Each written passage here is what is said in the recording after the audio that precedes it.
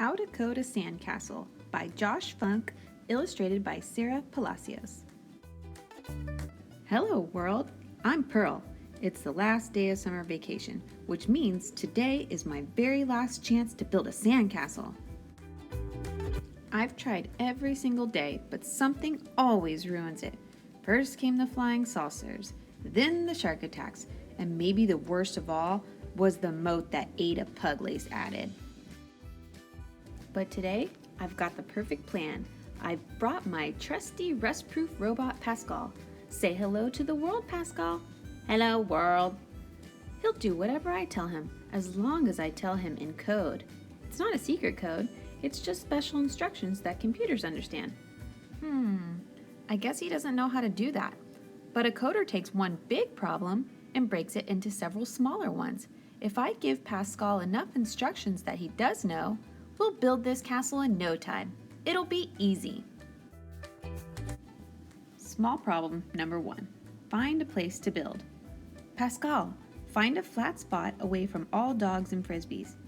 No, Pascal, we need to be on land. Too far! I guess I need to be very specific with my instructions. Pascal, find a flat spot on sand that isn't too close to the water. This isn't as easy as I thought, but at least we have a place to build. Small problem number 2. Gather up sand.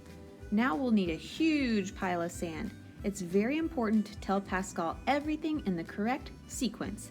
That means the right order. Number 1, fill the pail with sand. Number 2, dump the sand on our spot. Number 3, pat the sand down. Great job, Pascal. Now let's do it again. Fill the pail, dump the sand, pat it down. And again, fill, dump, pat. This is getting so boring.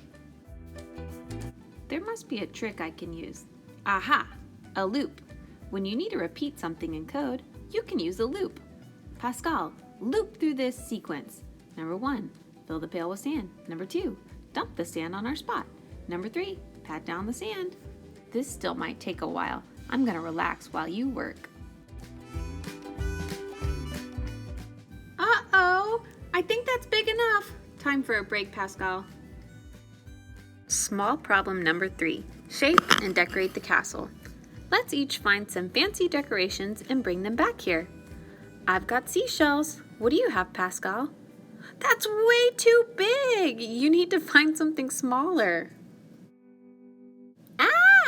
We need something that isn't moving. Pascal, that's not ours.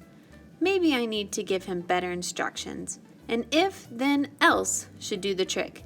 If the item you see is small and doesn't move and doesn't belong to anyone, then bring the item back to the castle. Else, find something different. Perfect! Let's shape the castle and decorate. Now our castle is finally finished. Wait here, I'll be back with some toys. Are you ready to play? Oh no, what happened? Of course, it's high tide in our castle. It's all gone. Go ahead, P. You can't make a moat today anyways. Wait, a moat? A moat would have protected the castle from the tide. If only I would have thought of that earlier. It took half the day to figure out how to code a sandcastle. But hold on, I already wrote the code to build a sandcastle. I can easily use that code again. Number 1, find a place to build. Number 2, gather sand. Number 3, shape and decorate the castle. But we're not done. Now we've got new problems. Small problem number 4, build a moat. I think a new sequence should solve this small problem, and I know how to write one of those. Let's try. Number 1, dig around the outside of the castle. Number 2, fill the pail with sand.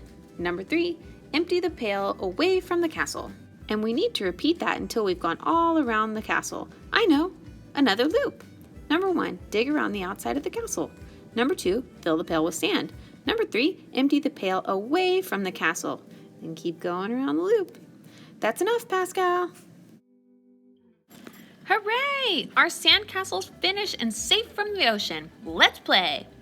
Hey Pascal, now that we know how to code one sandcastle,